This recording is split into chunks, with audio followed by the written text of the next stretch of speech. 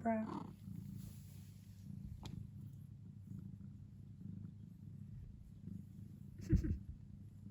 Abra. Abra.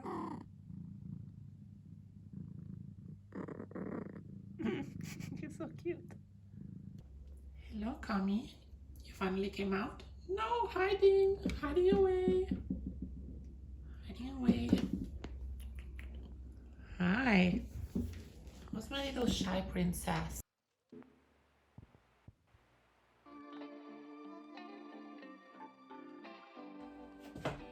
Oh my god, you guys, I've been so burnt out.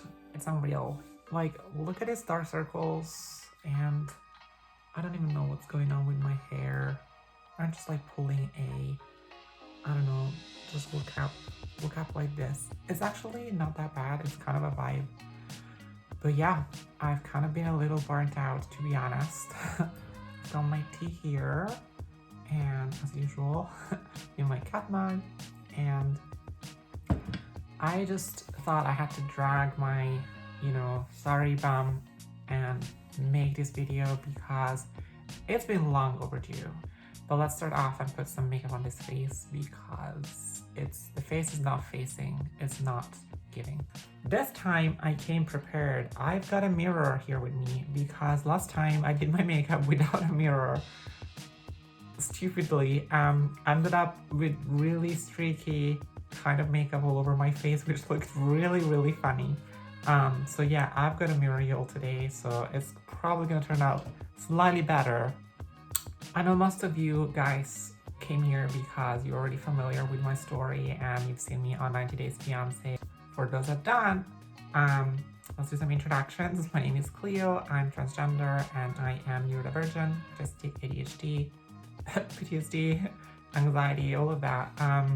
I am really appreciative of you coming here and just taking your time to watch this video. And by the way, this is how I'm gonna roll. So I've got all your questions on my iPad. They're here, and I've just passed them there from my phone. And basically, I am ready to just go through them. I haven't really planned my answers at all whatsoever. So they're gonna be kind of like really natural. Okay guys, I have done with my basic grunge makeup. I'm sorry if my little baby here is still visible, but I don't really know how to hide that. And I am going to be moving over to the sofa because it's probably more loungy and comfortable. Okay, so let's start. Do you actively do voice training? So voice training, for those who don't know, is basically, there's all sorts of voice training for all sorts of people, but when it comes specifically to trans women, it's basically training to allow you to use a more feminine voice. I have never done professional voice training, and essentially I kind of just trained myself to learn how to slightly feminize my voice by bringing up the sound from a more chesty sound to a more higher pitched sound.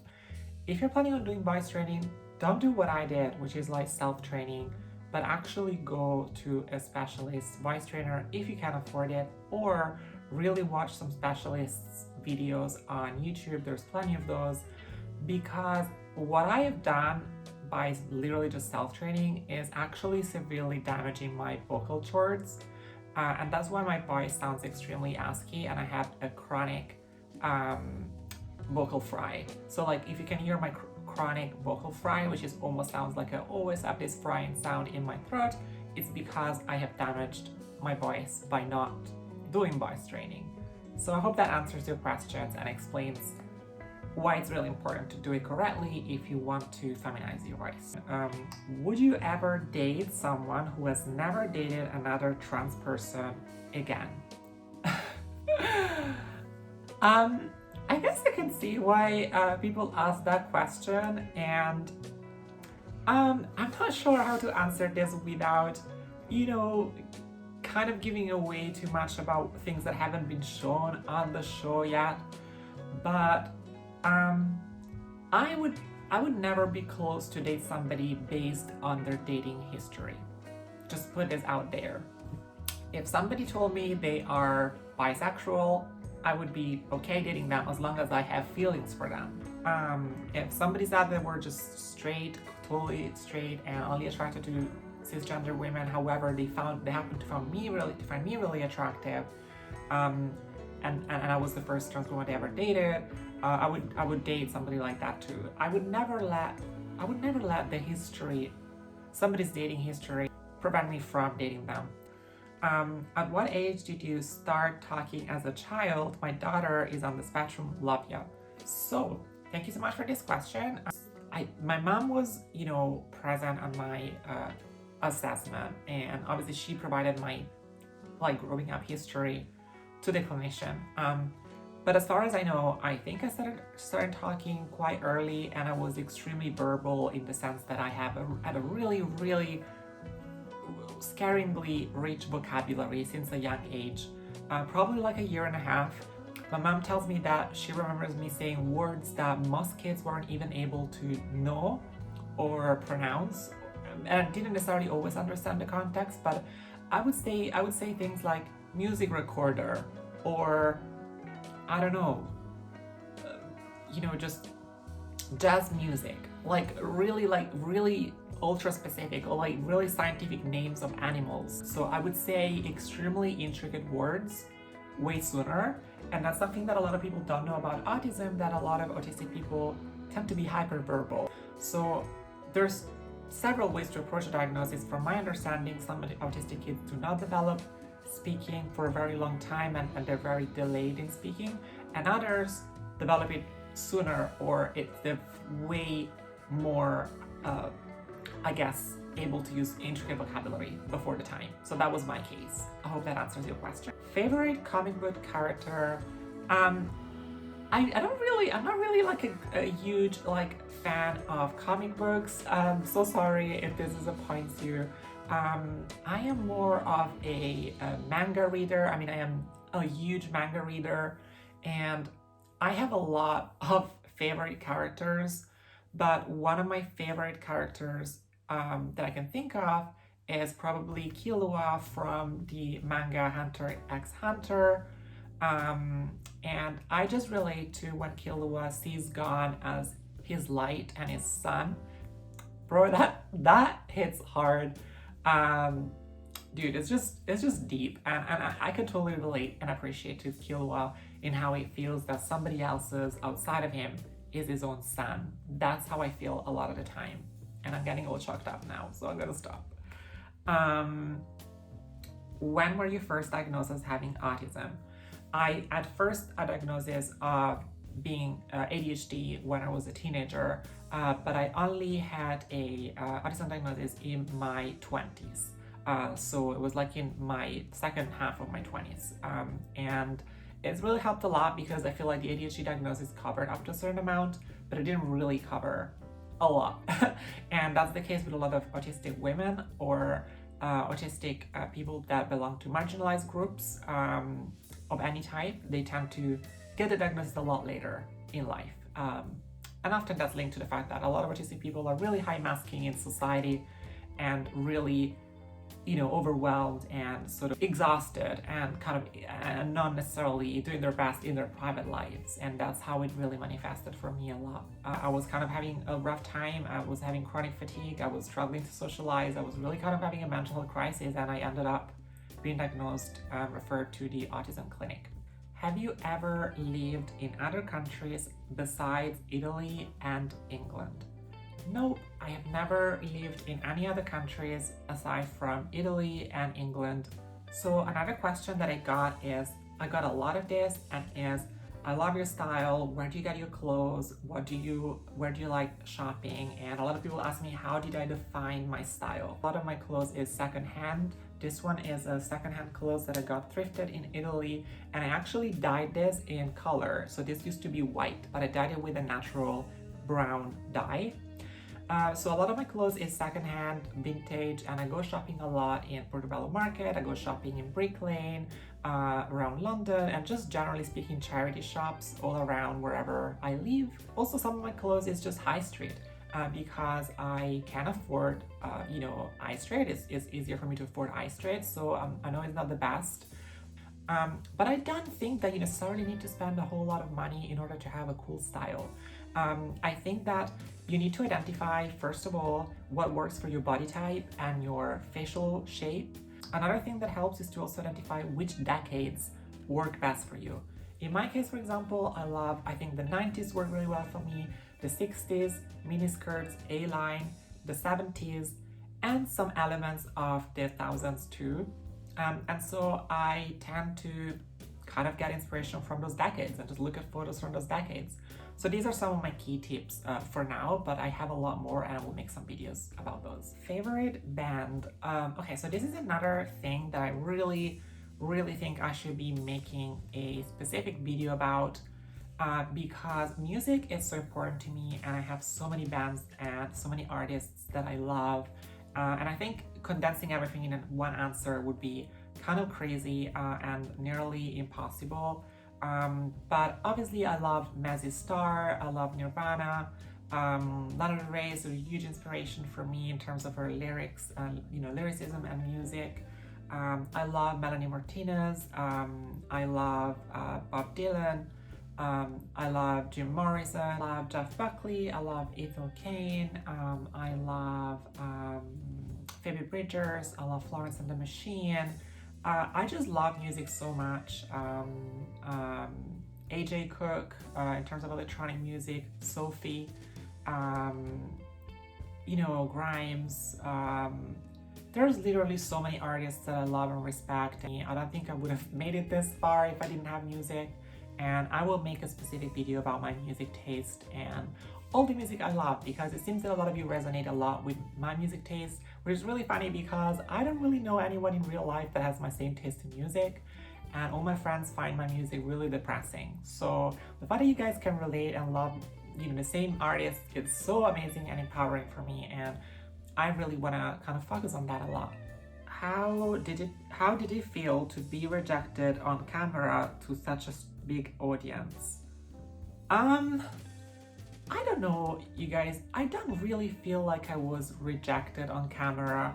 I feel that there was anxiety there, but as you could probably gather from my conversation that I had in, I think, like a couple episodes ago, I knew that Christian was attracted to me, and that's why I said I believe we're both attracted to each other, because Christian never made it a secret that he was attracted to me and that I was going, that he was going to be fine with me, the way I was. So for me, I didn't really feel like I was being rejected. I just felt like I could see him struggle and I was feeling empathetically towards him. But at some point, it got to a point where maybe I did start to feel rejected. But it wasn't so much due to rejection, it was more to the fact I started to fear maybe this person isn't going to be able to cope with me being trans. And I can't really talk too much about this because I believe that it's something that obviously it's too spoilery for me to raise myself, kind of saying too much about. Do you like to swim? Yes, I love swimming. It's my favorite sport aside from cycling and running. I love water. Unless it's rain or if my clothes get wet, that is sensory hell. I really don't like that. But I love water. I love to swim in water. And it's a shame that I'm really embarrassed of my body because I haven't had any surgeries to it. And unfortunately, I don't enjoy swimming as much purely because of my gender dysphoria. But one day I dream of being able to just go to the sea or the lake or whatever and feel comfortable within my body and being able to swim how I used to be able to before I was, old enough to care what people thought. Why the heck would you date someone so different from you other than for clout? That is really a weird and not nice question, and I think it's a really superficial question as well. Like, why do we expect people to only fall in love and date and be attracted to people that are exactly like them? I mean, I know some people are like that. I know there's extrovert people out there that only date other extrovert people, and others introverted people that only date other people who are, introverted and bookworms and all that. But for me personally, that's never happened to me. I've only ever dated people who are extroverted, and that's probably because being autistic, I am more on the introverted side. I don't tend to make the first move, and the only people that are daring enough to, sort of crack through the shell and sort of try to bring me out are people who are extremely extroverted and open and approachable. So I know that's probably sometimes could mean that in the past I've ended up dating people that were not right for me, but I can't help my heart, and I don't believe in life you can live your life dictating your feelings. I believe that you should let your feelings dictate your life to an extent. I know this sounds crazy. You need to be rational about stuff, and but ultimately you need to trust your intuition, and there's a reason for everything, and sometimes people end on our path for a reason, and I don't believe everything is perfect. Relationships aren't perfect, people aren't perfect. You don't just date people that are exactly the same as you. We went on the show because we fell in love, and being different doesn't preclude people from that. How are everyday activities for you, like going to the movies, loud noises, or restaurants and bars? Thank you so much for asking this question. I think this is a really, really important question. And everyday activities are really varying for me. There are certain days, bad sensory days, where anything like being on the public transport, like a bus or a train, will be enough to cause me to have a meltdown and a shutdown, and not being able to talk for several days and becoming really depressed, or having to like put myself under a weight blanket. And there's other days where I'm slightly more tolerating of noises and people, noisy environments and stuff like that. It really depends. The type of noise also really matters. I could go to a concert of my favorite artist and just literally blasting my favorite music and just like enjoying the vibes and soaking myself in music. Or I could be in a place where the music literally sounds like noise to me, and the people are screaming and loud, and that could set me off completely and cause me to shut down and not being able to communicate and getting really bad anxiety attacks.